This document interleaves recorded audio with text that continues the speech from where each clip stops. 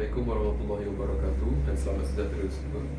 Nama saya Hadi Husaini bin Muntaha, nombor matrik 08 BBM 23F 2047, kod subjek DPB 20093 Business Matematik.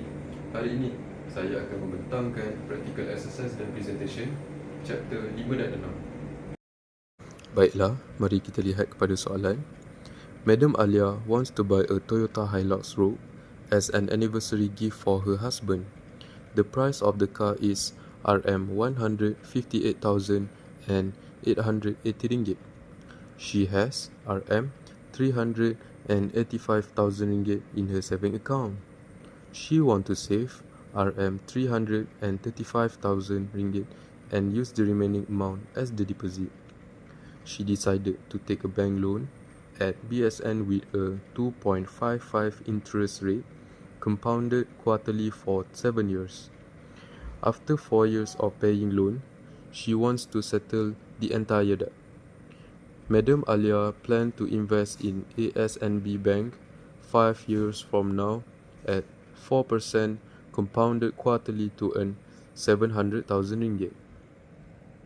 Baiklah, setelah kita selesai membaca soalan, kita cari pula poin-poin penting sebagai highlight information seperti car price, iaitu harga kenderaan, Rm158,880 ringgit, down payment, duit pendahuluan, Rm50,000 ringgit, loan interest ataupun faedah pinjaman, BSN 2.55%, compounded 4 kali setahun dan jangka masa selama 7 tahun.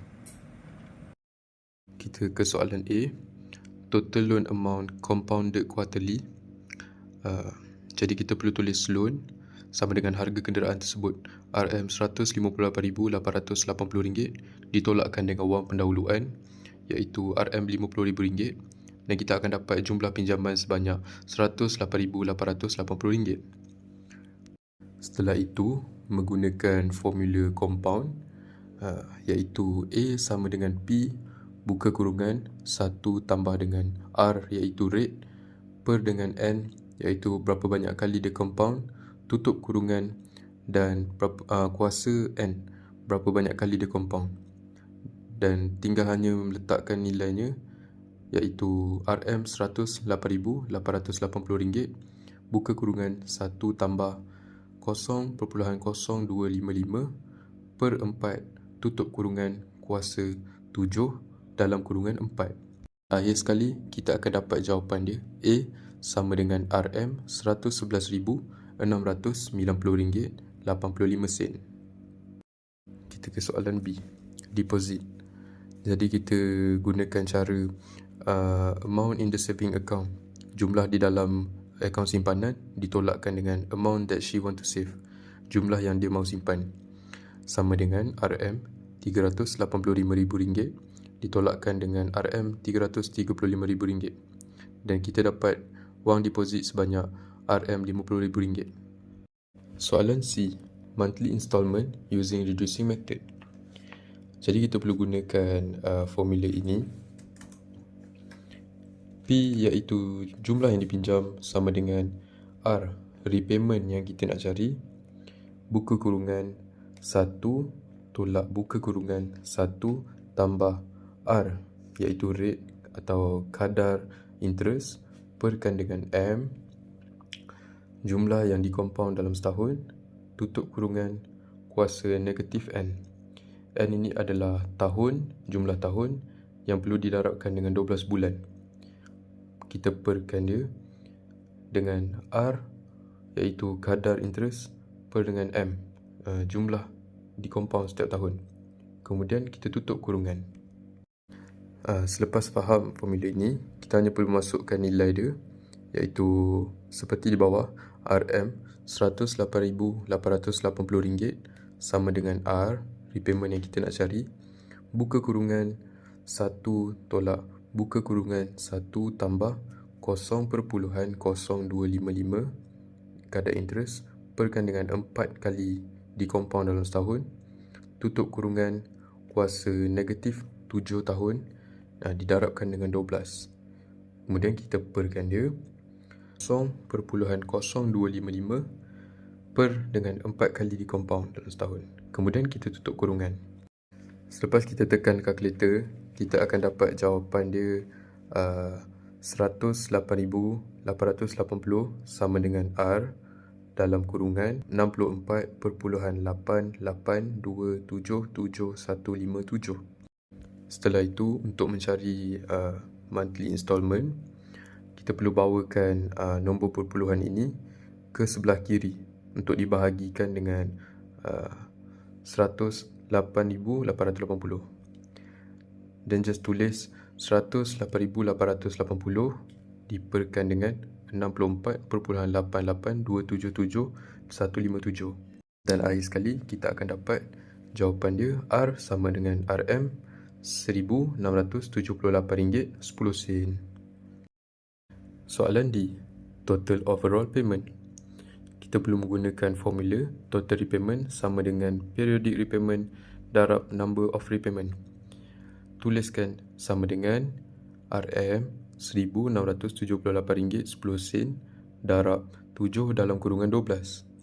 Dan kita akan dapat jawapan dia RM RM140,960.40. Soalan E, total interest. Kita gunakan formula total repayment ditolakkan dengan amount of loan.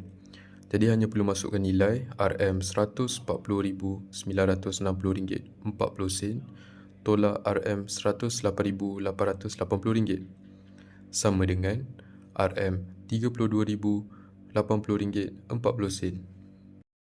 Kita ke soalan F, loan repayment table. Baiklah, untuk soalan F pula, saya akan menjelaskan bagaimana kita dapat nilai untuk setiap kolom di dalam jadual.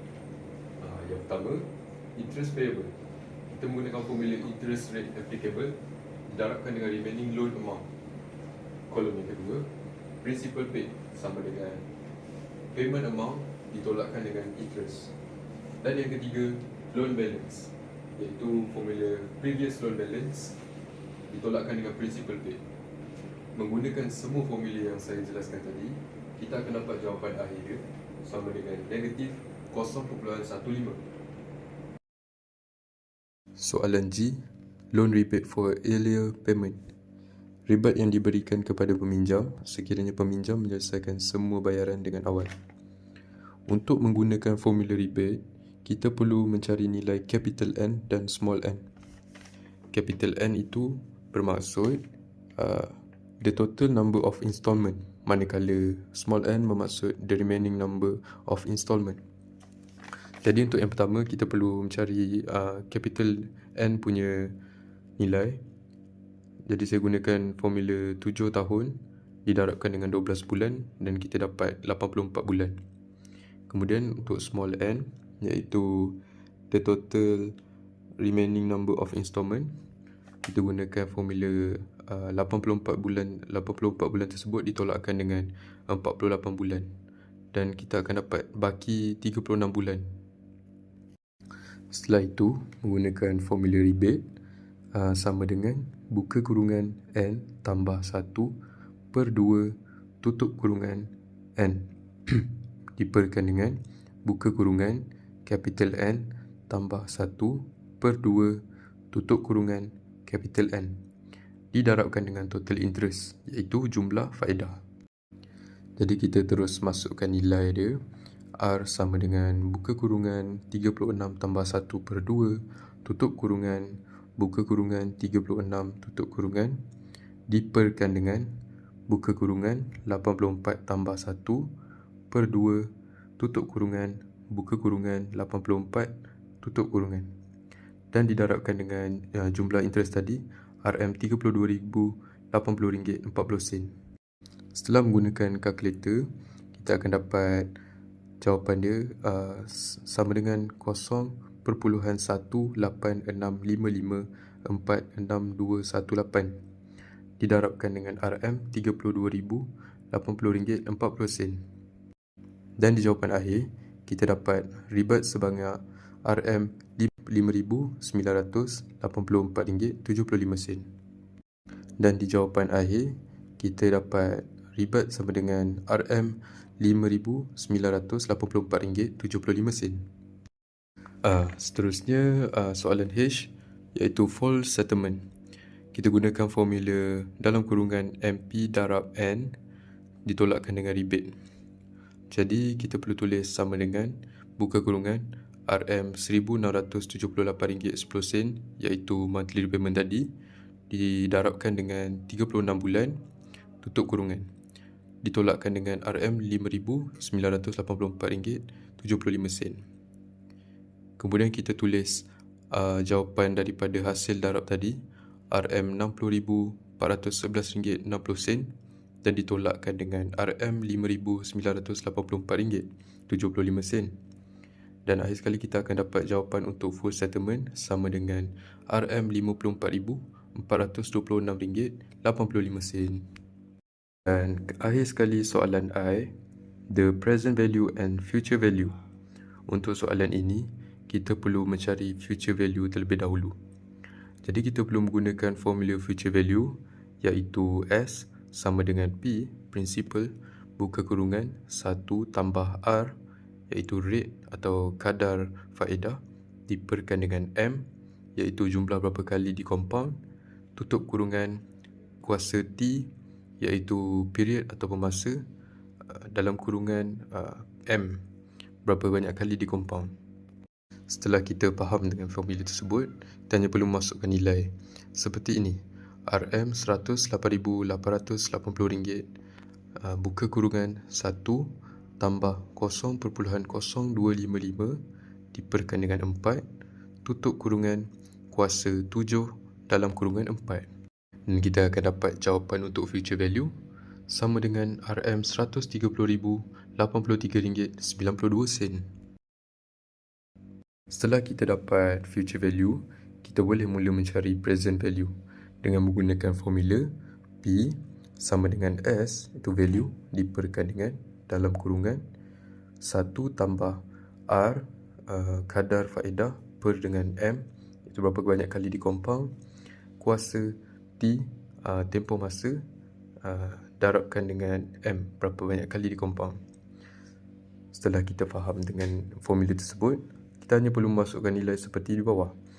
RM RM130,083.92 diperkan dengan buka kurungan 1 ditambahkan dengan 0.0255 per 4 tutup kurungan kuasa 7 dalam kurungan 4. Dan kita akan dapat jumlah present value sebanyak RM RM108,880.